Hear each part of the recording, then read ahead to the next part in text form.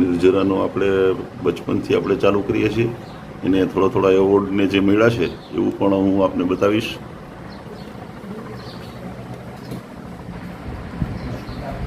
શૈલેનભાઈ રાવલ એટલે આપણા વાંકાનેરનું ગૌરવ અને ગુજરાતનું ગૌરવ કહી શકાય. જે મોરારી બાપુના વ્રદસ્તે એઓનું સન્માન પણ થયેલું એવા શૈલેનભાઈ રાવલ એટલે કવિતાના જે ભીષ્મ પિતા કહી શકાય. એમના પપ્પા છે નિર્જરાના.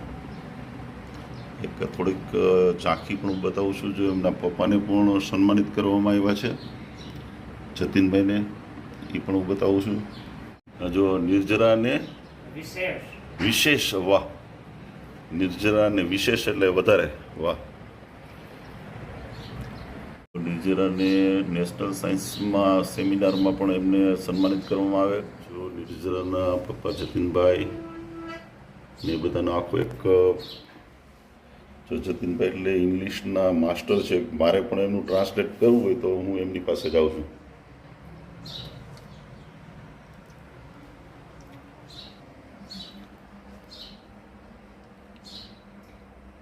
સમજ્યા કે ફોટોગ્રાફીનો એનો બહુ શોખ. કવિ તો ખરા પણ ફોટોગ્રાફીનો શોખ. એટલે જરાક એમનું જે બેકગ્રાઉન્ડ જે છે, ધારો કે જો આજે પરિવારની અંદરમાં જે વાંચન જે છે, જે વાંચન જ્યાં હોય, જો આખું હું તમને એમનું આખું આ લાઇબ્રેરી બતાવું છું. આ જો તમને એમના ફોટા ને એમનું બધું જોશો તો તમને ખ્યાલ આવે છે. દર્શક મિત્રો નમસ્કાર. આપણે આજે આવ્યા છે વાંકાનેર હરિપાર્ક સોસાયટીમાં. ખાસ તો હું તમને કહીશ કે જે શૈલેન રાવલ છે, જે વાંકાનેરના જે કવિ જે છે અને વાંકાનેરનું ગૌરવ છે, એવા ગુજરાતનું ગૌરવ, એમના દીકરા જતીનભાઈ અને જતીનભાઈની દીકરી નિર્જરા, એ વક્તૃત્વ સ્પર્ધાની અંદરમાં એમને નંબર લીધો છે અને આ બધા એમને મેડલ મળેલા છે નિર્જરાને. તો આજે આપણે નિર્જરાને કેટલા મેડલ મળ્યા છે, કેવી રીતે મળ્યા છે અને આ જે એમણે છેલ્લે વક્તૃત્વ સ્પર્ધામાં શું બોલ્યા છે એ આપણે એમની પાસેથી જાણવાના છીએ. જો આ એમને મળેલા બધા જ એવોર્ડ છે. દર્શક મિત્રો નમસ્કાર. આપણે ભાટી ટીવીમાં આપનું સ્વાગત છે. મિત્રો આજે આપણે આવ્યા છે વાંકાનેર હરિપાર્ક સોસાયટીમાં આવ્યા છે. પ્રથમ તો મારે જ્યારે આપણે જે નિર્જરાની વાત કરીએ એ પહેલા મારે શૈલેન રાવલની વાત કરવી પડે.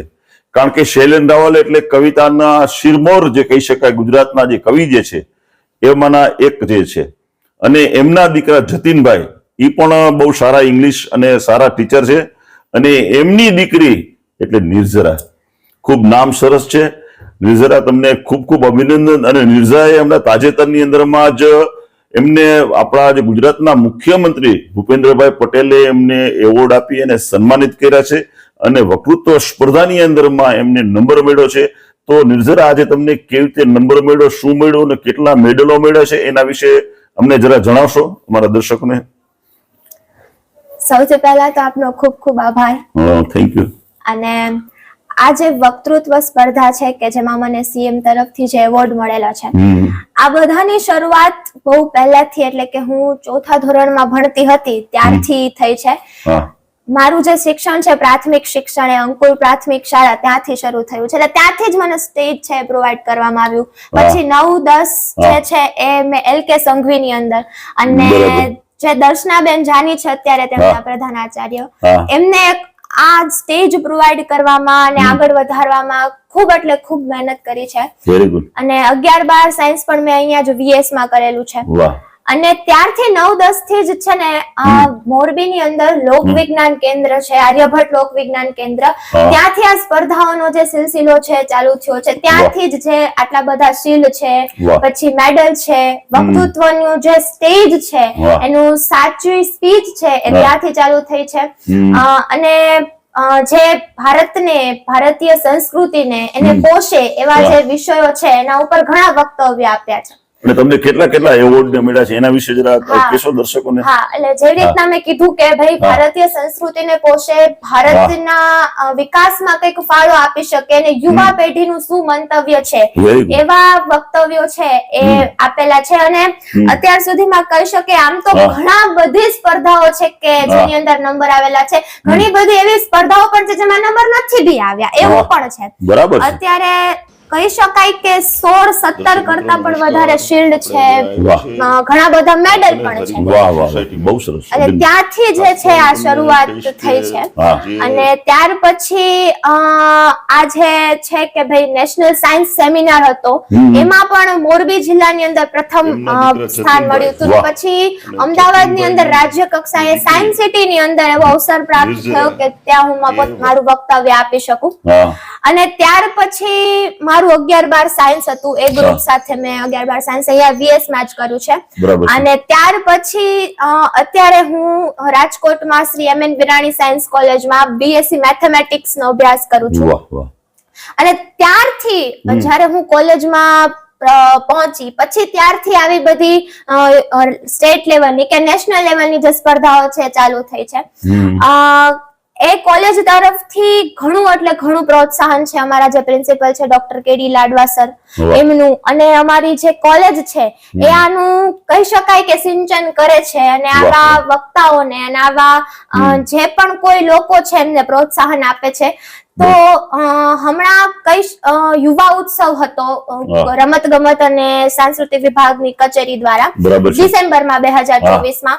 તો રાજકોટની અંદર એવી રીતનાનું માળખું હોય કે પહેલા તમે કોલેજ કક્ષાએ સ્પર્ધા થાય, પછી ઝોન કક્ષાએ થાય, પછી તમે સ્ટેટમાં આવો, એવી રીતનાનું માળખું હોય. તો એ યુવા ઉત્સવની અંદર પહેલા કોલેજમાંથી નંબર પ્રાપ્ત થયો, વાહ. પછી ઝોનમાંથી નંબર પ્રાપ્ત થયો. અને વાહ. એવું નથી હોતું કે 2-4 સ્પર્ધકો જ હોય, બહુ ટફ કોમ્પિટિશન હોય છે. તમને 5 મિનિટનો સમય આપે અને 24 કલાક પહેલા જ તમને વિષયો આપવામાં આવે અને 24 કલાકમાં તમારે 5 મિનિટમાં એની રજૂઆત કરવાની હોય. અને ત્યાર પછી સ્ટેટ લેવલનો જે રાજ્ય કક્ષાનો જે કાર્યક્રમ હતો એમાં મારો પ્રથમ નંબર આવ્યો હતો હમણાં જ ડિસેમ્બર 2024ના એ યુવા ઉત્સવની અંદર. પછી આકાશવાણીમાં જે યુગવાણીનો એક કાર્યક્રમ આવે છે એમાં હમણાં જ મારો ઇન્ટરવ્યુ લેવામાં આવ્યો હતો. અને એવા તો ઘણા બધા છે. કલા મહાકુંભ છે, જે યુનિવર્સિટી દ્વારા યુથ ફેસ્ટિવલ યોજાય છે, એની અંદર ડિબેટ છે, ઇલોક્યુશન છે, જે તમે ટ્રોફીઝ જોશો એમાં પણ દેખાઈ જશે. કે એવા ઘણી બધી સ્પર્ધાઓ છે કે જેમાં મારા કોલેજનું તરફથી હું એનું પ્રતિનિધિત્વ કરું, પછી રાજકોટ જિલ્લાનું પ્રતિનિધિત્વ કરું અને સ્ટેટ લેવલ ઉપર એવા ઇનામો પ્રાપ્ત થયા છે. અને હમણાં જે CM તરફથી મને જે એવોર્ડ મળ્યો છે એની અંદર હતું કે ભાઈ યુવા પેઢીને ભારતીય સંસ્કૃતિના જે મૂળ તત્વો છે અને એની જે સંસ્કારોનું સિંચન થાય એ માટે ગુજરાત સાંસ્કૃતિક વક્તૃત્વ સ્પર્ધાનું આયોજન કરેલું હતું. ગુજરાત સરકારનું જે ઉચ્ચ શિક્ષણ વિભાગ છે અને સેવ કલ્ચર સેવ ભારત ફાઉન્ડેશન એના દ્વારા. વાહ વાહ. એટલે એની અંદર હતું કે 5 વિષયો હતા. એમ જે રીતના મેં કીધું કે યુવાનોમાં સંસ્કારનું સિંચન થાય, કે ચરિત્ર નિર્માણ થી રાષ્ટ્ર નિર્માણ, 2047 નું વિકસિત ભારત, યુવાનો દેશનું ભવિષ્ય, વિકૃતિઓથી બચીને સંસ્કારો તરફ વળીએ. તો મેં આ વિષય પસંદ કર્યો હતો, યુવાનો દેશનું ભવિષ્ય, વિકૃતિઓથી બચીને સંસ્કારો તરફ વળીએ. અને એમાં એવી રીતનું માળખું હતું કે પહેલા કોલેજ કક્ષાએ એમાં જો તમારો પ્રથમ નંબર આવે તો તમે ઝોનમાં જાઓ અને ઝોન પછી તમારે સ્ટેટ ઉપર જવાનું હતું. એટલે કોલેજની અંદર જે સ્પર્ધા થઈ એમાં 150 ઉપર અમે લોકો વિદ્યાર્થીઓ હતા. પછી એમાંથી મારો પ્રથમ નંબર આવ્યો એટલે પછી ઝોનમાં જવાનું હતું. હવે ઝોનમાં એ રીતના વિભાગ પાડેલા હતા કે 5 ડિસ્ટ્રિક્ટ અને ગુજરાત સૌરાષ્ટ્ર યુનિવર્સિટીના જેટલા ભવનો છે એમાંથી જેનો પહેલો નંબર આવ્યો હોય એટલે કહી શકાય કે 77 સ્પર્ધકો હતા અમે. એમાંથી પહેલો, બીજો અને ત્રીજો જે નંબર આવે વક્તવ્યમાં એમને પછી પોતાના જે ઝોન છે જે પાડેલા છે નોડલ ડિસ્ટ્રિક્ટ એમનું છે પ્રતિનિધિત્વ સ્ટેટ ઉપર કરવાનું. તો એ 77 માંથી મારો પ્રથમ નંબર હતો. એટલે પછી રાજ્ય કક્ષા ઉપર જે રાજકોટ જિલ્લા છે એનું પ્રતિનિધિત્વ કરવા મળ્યું. અને 28 તારીખે ગાંધીનગરમાં NFSU યુનિવર્સિટી છે, નેશનલ ફોરેન્સિક સાયન્સ યુનિવર્સિટી, એની અંદર અમે 750 કોલેજ ગુજરાતની 15,000 ગુજરાતના વિદ્યાર્થીઓ એમાંથી 33 જણા અમે લોકો રાજ્ય કક્ષા ઉપર હતા પોતપોતાના ડિસ્ટ્રિક્ટનું પ્રતિનિધિત્વ કરવા માટે. અને એ 33 માંથી આમ તો કહી શકાય કે જો 15,000 વિદ્યાર્થી હોય તો 33 અમને લોકો ફાઇનલિસ્ટ જ માન્યા હતા અને એમને કીધું જ હતું કે તમે બધા ઇનામને પાત્ર છો. બરાબર છે. એટલે ત્યાં પછી નંબરમાં પહેલો બીજો ત્રીજો માં નંબર નથી આવ્યો, હા. પણ અમે 33 જેટલા લોકો છીએ હા. એને પુરસ્કાર રોકડ પુરસ્કાર અને કેટલો આપ્યો? ઝોનમાં જયારે નંબર આવ્યો ત્યારે 11,000 હતો. વાહ. અને પછી? ફરીથી 11,000 જે હા. મળ્યો રાજ્યમાં એ. હા. હવે ત્યાર પછી અમારું વક્તવ્ય હતું, પછી અમને ત્યાંથી 33 લોકોને ચાલુ સત્ર હતું વિધાનસભાનું, હા, અને અમને ત્યાંની મુલાકાત કરવા લઈ ગયા હતા. વાહ. તો એક સૌભાગ્ય ગણી શકું હું કે ચાલુ સત્ર હતું વિધાનસભાનું, અમને બિલ પાસ થતા જોયું છે, હા. અંદરની કાર્યવાહી જોવા મળી છે, વાહ, વાહ. સ્પીકર સાથે ફોટો પડાવવા મળ્યો છે, અને વાહ, એની વાહ. કામગીરી જોવા મળી છે. એ એક લાવો રહ્યો. અને પછી ત્યાંથી અમને સીએમ ના હાઉસ ઉપર 33 સ્પર્ધકોને સીએમ હાઉસ ઉપર ડિનર કરવાનો અને વાહ. મુખ્યમંત્રી સાથે સંવાદ કરવાનો અવસર પ્રાપ્ત થયો. વાહ. તો આ રીતેની આખી સ્પર્ધા હતી, અને 15,000 જેટલા ગુજરાતના વિદ્યાર્થીઓએ ભાગ લીધો હોય. એમાં તમે 33 માં જો સિલેક્ટ થાવ વાવ. તો એ ખૂબ મારા માટે બી બહુ મોટી વાત છે. ના, અને આવી રીતના મુખ્યમંત્રી સાથે સંવાદ કરવાનો એ અવસર પ્રાપ્ત થયો, અને ત્યાં સુધી પહોંચવાનો જે અવસર પ્રાપ્ત થયો. તો આ રીતની આ સ્પર્ધા હતી ને જેમાં નંબર. નિર્જલા, હવે એક વસ્તુ જ તમને મારે પૂછવાની છે, બાકી તો તમે બધું કહી દીધું છે. હા. પણ જે તમે જે છેલ્લે જે વક્તૃત્વ સ્પર્ધામાં જે તમે વક્તૃત્વ જે આપ્યું છે એ ડીટો ટુ ડીટો અમારા ભાટી ટીવી ને સંભળાવો જોઈએ. તમે જે શું તમે બોલ્યા હતા વક્તૃત્વ સ્પર્ધામાં જે એ જરા આમ તો મારું વક્તવ્ય હતું એ કહી શકાય કે 5 મિનિટ ઉપરનું હતું, પણ હું તમને જેનો સાર છે શું છે હું તમને અને આપણા દર્શકોને જરૂર કહીશ કે જે મારો વક્તવ્ય હતું કે યુવાનો દેશનું ભવિષ્ય વિકૃતિઓથી બચી અને સંસ્કારો તરફ વળીએ. નહીં, પણ તમે બોલો ને તો વધુ મજા આવશે. તમે જે જાણવાની વધુ ઓલું રહેશે. પાકો. સહજા વિકૃતિશ્ચેવ સંસ્કારાશ્ચ વિનિર્ગતા સંસ્કારો હિ નરો ધર્મ પ્રાપ્તનોતિ પરમ સુખમ. અર્થાત વિકૃતિ અને સંસ્કાર બંને માણસમાં હોઈ શકે છે. જો માણસને સારા સંસ્કારો મળે તો તે ધર્મ અને પરમ સુખને પ્રાપ્ત કરે છે. વાહ. નૈસર્ગિક રીતે જ માણસમાં સારી, ખરાબ અને સાત્વિક, તામસિક બાબતો રહેલી જ હોય છે. અને નાનપણમાં આજુબાજુના વાતાવરણમાંથી આ બાબતો એ વધુ દ્રઢ થતી જાય છે. અને પછી આવે છે યુવાનીનો પ્રચંડ ઉર્જાસભર તબક્કો, જ્યાં યુવાન પોતે પોતાના વિશે વિચારી અને પોતાની અંદર રહેલા શુભ કે અશુભ તત્વને આગળ વધારે છે. અને એટલે જ સ્વામી વિવેકાનંદે યુવાનોને કહ્યું છે કે યુવાની જીવનનો શ્રેષ્ઠ તબક્કો છે. તમે તેને કેવી રીતે વ્યતીત કરો છો તેના પર તમારા આવનારા વર્ષોનો આધાર રહેલો છે. વાહ વાહ. અને અંતઃસ્ત્રાવોના આક્રમણો, આકાશને આંબવાની મહેચ્છા અને પર્વત તોડીને પણ પોતાનો રસ્તો કરી લેતી નદી જેવી યુવાની જ્યારે ડગ માંડે છે ત્યારે તેની સામે બે રસ્તાઓ હોય છે, સંસ્કારો થકી સફળતાનો અને વિકૃતિ થકી વિનાશનો. વાહ. આગલી પેઢીની યુવાનીમાં જે બાબતો અલભ્ય કે દુર્લભ હતી એ આજની પેઢી માટે સહજ કે સુલભ છે. યસ. આંગળીના ટેરવે જ્ઞાન અને માહિતીનો મહાસાગર પણ છે અને વિકૃતિનો વિકરાળ દાવાનળ પણ છે. વાહ વાહ. અને મારીચ નામના રાક્ષસને સુવર્ણ મૃગ સમજી લેવાની ભૂલ તો આજે પણ હજારો વખત થાય છે. વાહ વાહ વાહ. અને એક વખતે સુવર્ણ મૃગની પાછળ જો આંધળી દોટ ચાલુ થાય પછી અધપતનમાં જઈને જ અટકે છે. વાહ વાહ વાહ. સોશિયલ મીડિયાની આંજી દેતી દુનિયા અને તેના લોકપ્રિય માણસો એ યુવાન ઉપર એટલી હદે અસર કરે છે કે ફેશનના નામ પર થતી વિકૃત નગ્નતા, દારૂ, સિગરેટ કે પછી વાત વાતમાં ગાળો બોલવા જેવી શિશુપાલ વૃત્તિ એ આજના યુવાનને કુલ વર્તન લાગે છે. વાહ વાહ. પરંતુ આવી માનસિક વિકૃતિનું સૌથી વરવું સ્વરૂપ એ નાની નાની બાળકીઓ ઉપર થતા બળાત્કાર રૂપે કે સંબંધોની ગરિમાને જાળવ્યા વિના થતા પ્રેમના વ્યભિચાર રૂપે આજે આપણી સામે આવે છે. વાહ. આજના યુવાનને એ સમજવું પડશે કે તમે શારીરિક રીતે ગમે તેટલા સુંદર દેખાતા હોય, સોશિયલ મીડિયા ઉપર તમારા ગમે તેટલા ફોલોઅર્સ હોય, પરંતુ જો તમે ચારિત્ર્યની રીતે બળવાન નથી, જો તમારામાં સંસ્કારો રૂપી સુંદરતા નથી તો તમે એક પણ ધ્યેયને પ્રાપ્ત નહીં કરી શકો. અને અમુક યુવાનોને આવી સંસ્કારોની બાબતો એ બેવકૂફી ભર્યો ઉપદેશ લાગે. એમનું કહેવાનું એવું હોય કે જીવન જીવવા માટે છે, યુવાની તો માણવા માટે છે. પણ કોઈ પણ વિકૃતિમાં પડ્યા વિના જીવનનો ભરપૂર આનંદ માણી શકાય.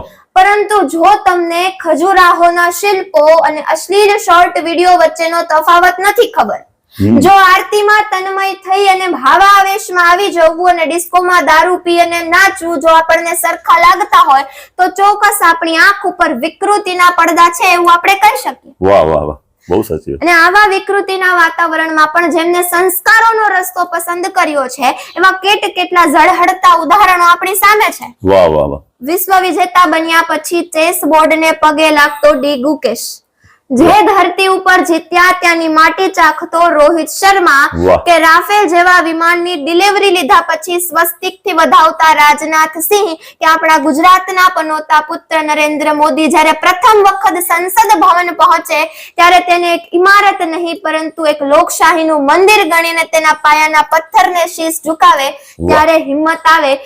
વિકૃતિઓ આપણા સંસ્કૃતિના સંસ્કારોને મિટાવી નથી શકી. વાહ વાહ. લક્ષ્મણ સીતા માતાના ઝાંઝરને ઓળખે પરંતુ મુખના આભૂષણોને નહીં, એ મર્યાદા છે. વાહ. રાધા અને મીરાએ જે જીવી બતાવ્યું એ પ્રેમ છે. વાહ. અભિમન્યુએ જે ચક્રવ્યૂહમાં દર્શાવ્યું એ પરાક્રમ છે. વાહ. માય ડિયર અમેરિકન બ્રધર્સ અને સિસ્ટર બોલીને સ્વામીજી જે કમાણા એને સાચા ફેમસ થયા કહેવાય. અને આ દેશની રક્ષા માટે જે નવ લોહિયાઓ ખપી ગયા એ ત્યાગ છે, બલિદાન છે. હવે એક પ્રશ્ન બીજો તમને કીધું, તમે ભાટી ટીવીના દર્શકોને તમે આટલું બધું સરસ મજાનું, પેલા તો દર્શક મિત્રો જે એમને બોલતા હતા એની અંદરમાંથી કેટલો આપને ઉપદેશ મળે છે મિત્રો. ખરેખર એમની જે વક્તૃત્વ સ્પર્ધા જે છે એ ખરેખર આપણા માટે ઉપદેશ સમાન છે. આપણા ભાટી ટીવીના જે મારા દર્શક મિત્રો છે એને મારે નતમસ્તક વાત કરવી છે કે નિર્જરાએ જે વાત કરી છે એ આપણને એક ઉપદેશના રૂપમાં છે. જો તમે એને બે પાસાઓ કીધા છે, તમે સમજ્યા કે નહીં, તો બે માંથી આપણે સારું પાસું લેવાનું છે. અને નિર્જરાની જે વાત જે છે, જે એનું વક્તૃત્વ છે એ ખરેખર અક્ષરશ જે એમને બોલ્યા છે, એટલે એમની જે બુદ્ધિમત્તા કેટલી હશે એ આપણને ખ્યાલ આવે છે. નિર્જરા, એક અમારા ભાટી ટીવીના દર્શકોને જરા તમે શું કહેવા માંગો છો? તમે કંઈક એમને સૂચન કંઈક કરવા માટે આની યુવા પેઢીને સંક્ષિપ્તમાં કહો.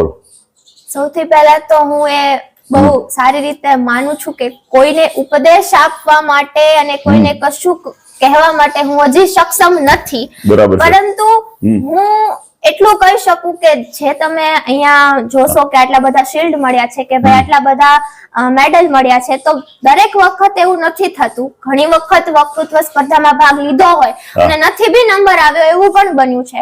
પરંતુ જે આ વક્તૃત્વ છે અને સ્ટેજ પરફોર્મન્સ છે એ કોઈ મેડલ માટે, એ તો બધાને ગમે કે ભાઈ શિલ્ડ મળે, મેડલ મળે, તાલીઓ વાગે, કોને ન ગમે, બધાને ગમે. પરંતુ મને આમાં હું કોન્ફિડન્ટ ફીલ કરું છું આ બોલીને મને એમ થાય છે કે હું પર્સનલી એવું માનું છું કે વ્યક્તિને જો જીવવું હોય ને તો કોઈ કલા જોઈએ. એટલે કલા છે એ તમને જીવાડે છે. અને જેવી રીતના મેં પહેલા કીધું કે હું એટલી સક્ષમ તો નથી, પણ એક યુવા તરીકે હું એક બીજા યુવાને એટલું કહી શકું કે જો કોઈના પણ ચહેરા ઉપર સ્મિત લાવવા માટેનું તમે નાનકડું પણ કામ કરી શકતા હોય તો એ ચોક્કસ કરવું. એવો એક પણ મોકો ન છોડવો કે કોઈ બીજાને તમારા થકી ખુશ કરી શકો. અને પોતાના ઉપર ભરોસો રાખી અને જો આગળ વધીએ તો બધું શક્ય છે. Thank you. દર્શક મિત્રો નમસ્કાર. હમણાં સોમનાથની અંદરમાં સંસ્કાર ભારતી દ્વારા એક સરસ મજાનો કલાકારો માટેનો કાર્યક્રમ કરવામાં આવેલો.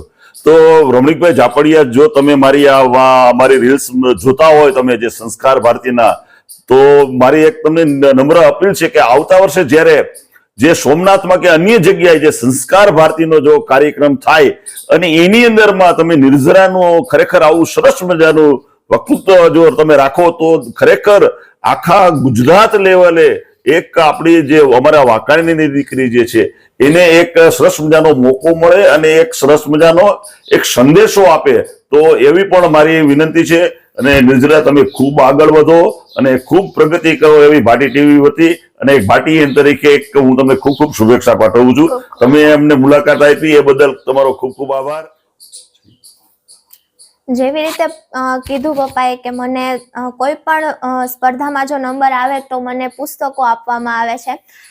હવે આગળ જે બી હું કઈ બોલી છું કે ભાઈ તમે જેટલા શિલ્ડ જોયા છે, મેડલ જોયા છે, તો એક વસ્તુ એ છે કે આ બધા પાછળ કોઈ એક વ્યક્તિથી કશું નથી થતું. કોઈ એક વ્યક્તિ સફળતા મળે એટલે કોઈમાં એક વ્યક્તિથી જો બધું થઈ જતું હોય તો સારું જ નહીં, પણ એવું નથી હોતું.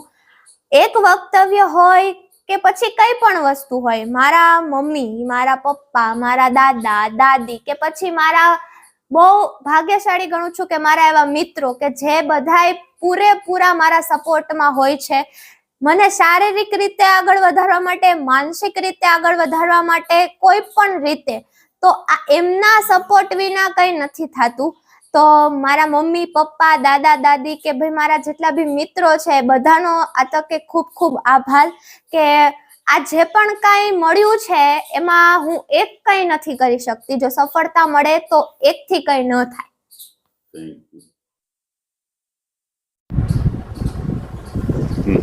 સીએમ આવશે ડિનર હતું ને, એમાં આ બધા સ્પર્શકોને બોલવાનો મોકો મળ્યો હતો. બરાબર છે. એટલે એક્ઝેક્ટલી નિર્જરાની આગળ કોઈ સ્પર્ધક હતા જે, બરાબર, એને સીએમ ને એવો પ્રશ્ન કર્યો કે તમે કાર્લ માર્ક્સ ને માનો કે લેનિન.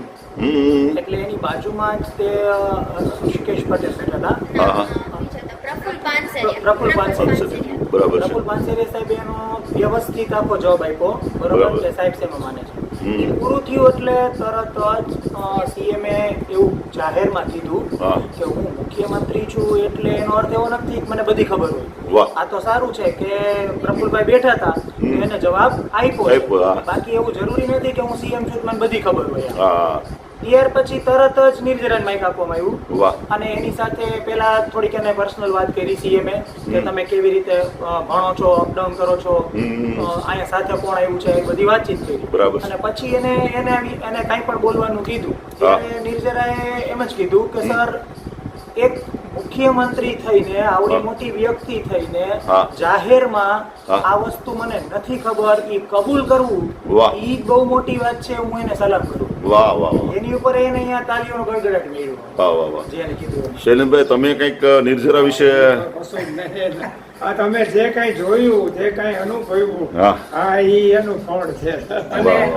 અને હું એટલું કહીશ ભાટીભાઈ કે નિર્જરા જ્યારથી બોલતી થઈ ત્યારથી જે વક્તૃત્વના જે પાયાના સિદ્ધાંતો છે કે કેવી રીતે બોલવું, ટોન, પીચ, સ્પીડ, એમાંથી કશું મેં એને કોઈ દિવસ શીખડાવ્યું નથી. વાહ વાહ.